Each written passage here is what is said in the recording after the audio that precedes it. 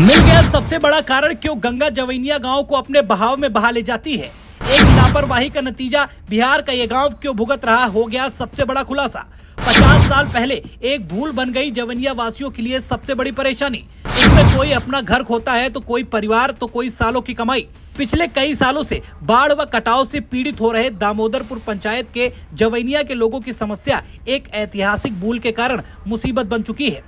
जब शाहपुर प्रखंड के दामोदरपुर पंचायत के दक्षिण दिशा से सरकार द्वारा जब बक्सर कोइलवर सुरक्षा तटबंध बनाया जा रहा था, यहाँ की आबादी को सुरक्षित जगह पर शिफ्ट करने का प्रस्ताव तब आया था, जिसके लिए सुरक्षा के समीप में सरकार द्वारा तब बाहर नियंत्रण अवर प्रमंडल बिहिया चौरस्ता के लिए भवन निर्माण भी कराया गया था, जिसकी मॉनिटरिंग बिहिया चौरस्ता के इसी कार्यालय से अधिकारी किया करते थे।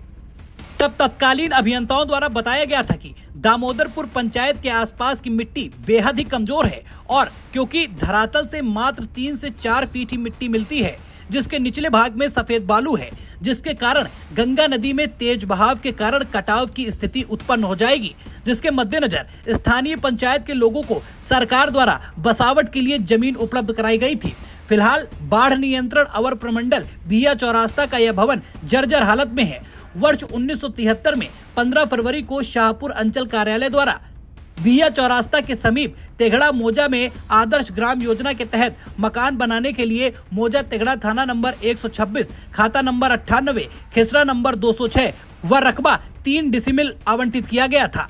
ग्रामीणों के अनुसार सरकार द्वारा 7.37 एकड़ भूमि का अधिग्रहण किया गया था। करीब 200 परिवारों के बीच पर्चा भी दिया गया था।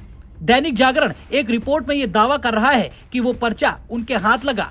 पर्चा दामोदरपुर गांव में जगन्नाथ यादव के नाम से निर्गत है। इसी तरह का पर्चा अन्य ग्रामीणों को मिला था। दामोदरपुर पंचायत के शिवनारायण राय, राजेंद्र ठाकुर और चितरंजन राय आदि बताते हैं कि दामोदरपुर व जवैनिया गांव के शेष अन्य करीब 100 परिवारों को पर्चा दिया जाना था, लेकिन किसी भी ग्रामीण ने आवंटित भूमि पर बसावट हेतु जाने से मना कर दिया। लोगों ने खेती बाड़ी व गांव को छोड़ना मुनासिब नहीं समझा। वर्तमान समय में भूतकाल की वह भूल आज सभी को कचोट रही है। सवाल यही उठता है कि क्या 5 दशक पहले जो गलती हुई उसी ने आज इस गांव की ये हालत कर दी। सवाल ये भी है कि क्या इसे किसी ने दोबारा संज्ञान में नहीं लिया। तो इसका जवाब ये है कि शाहपुर के विधायक राहुल तिवारी ने 8 नवंबर 2019 को एक पत्र लिखा, जिसमें गंगा के कटाव से गंगा किनारे बसे गाँवों के कटाव की जानकारी सौंपी गई और कागजी कार्रवाई भी हुई, लेकिन धरातल पर कुछ ऐसा ना हुआ जो इन गांवों को बचा सके। यानी कि पूरी तरीके से लापरवाही हुई और जिम्मेदारों ने केवल इस मामले में अपनी पीठ दिखाई। जो गांव कभी शांत और समृद्ध था, अब जल प्रलय का शिकार हो चुका है। सैकड़ों घर गंगा की तेज धार में समा गए, 50 से अधिक मवेशी बह गए और ग्रामीणों का सब कुछ बर्बाद हो चुका है। लोग बेघर होकर सड़कों पर खुले आसमान के नीचे रातें बिता रहे हैं। बच्चों को भोजन और कपड़ों की कमी ने उनकी मासूमियत छीन ली है।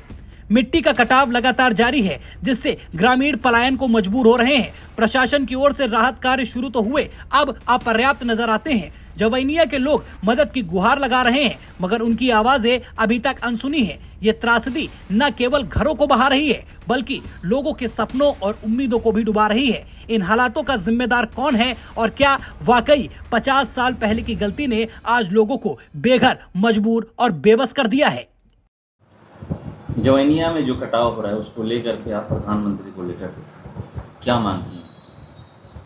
क्योंकि जो हमको समझ में आया, बहुत दिनों से इस कटाव के ठोकर का निर्माण के लिए हम लोग लगे हुए थे और गांव का लोग का डिमांड था कि यहाँ पे ठोकर बनना चाहिए, जिस तरह नौरंगा में बना है। तो इस डिमांड को हम लगातार उठाते रहे।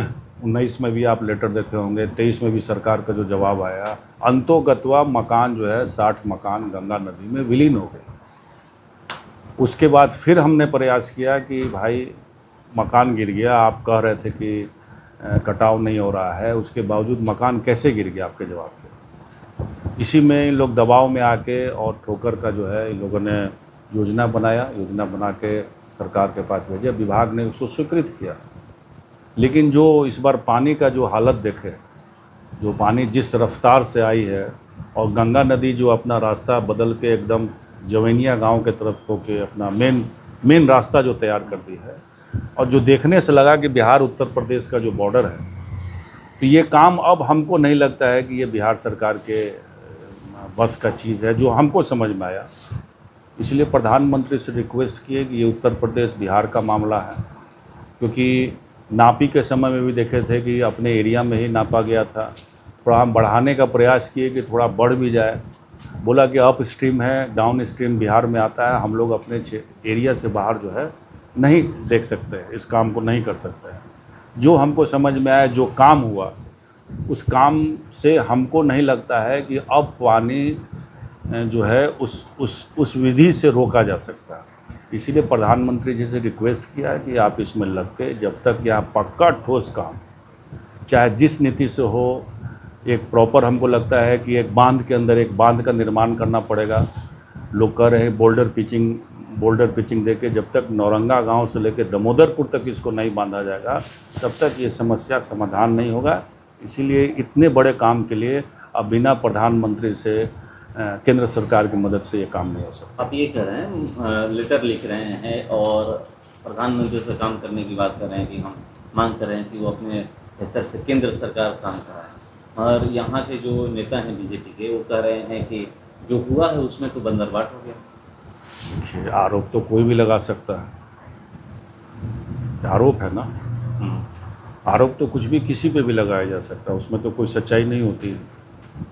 ठीक है, चुनाव सर पे इनको लग रहा है कि यही सब आरोप करके, यही सब तमाशा करके थोड़ा सा मार्केट में आ जाए। सभी लोग हम लोगों के बारे में जानते हैं, हमारे परिवार के बारे में जानते हैं, और इसके बारे में जो विभाग के कर्मचारी हैं, विभाग के अधिकारी हैं, और विभाग इतना बड़ा काम पूरे बिहार भर में कर रहा है। सिर्फ यही काम नहीं हो रहा, चारों तरफ काम हो रहा है।